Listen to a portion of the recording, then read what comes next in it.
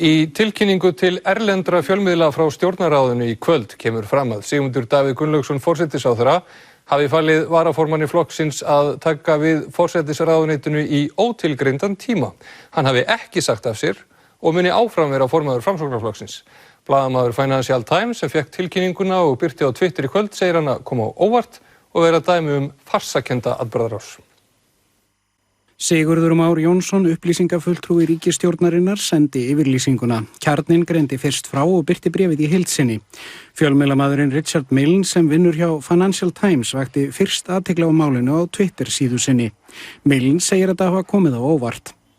Well, myself at the Financial Times, like all international media and Icelandic media, had reported that your Prime Minister had resigned. So it was a bit of a shock to get an email from the government claiming that he hadn't, in fact, resigned, that he had just asked his deputy chairman of the Progressive Party to take over for an indefinite period of time. Now, to me, that just sounds like semantics, wordplay.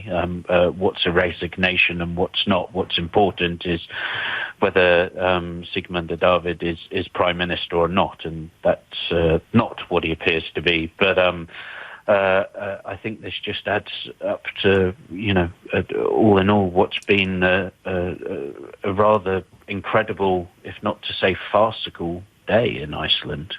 Sigurður Már telur upplýsingarnar ekki villandi en vísar að öðru leyti á Jóhannes Þór Skúlason, aðstoðarmann fráfarandi forsætisráðherra. Jóhannes Þór segir í samtali við Fréttastofu að þetta sé alls ekki óljóst. Sigmundur Davíð hafi lagt til að Sigurður Ingi Jóhannesson tæki við forsætisráðherraembættinu í ótilgreindan tíma. Það geti þýtt fram að næstu kosningum.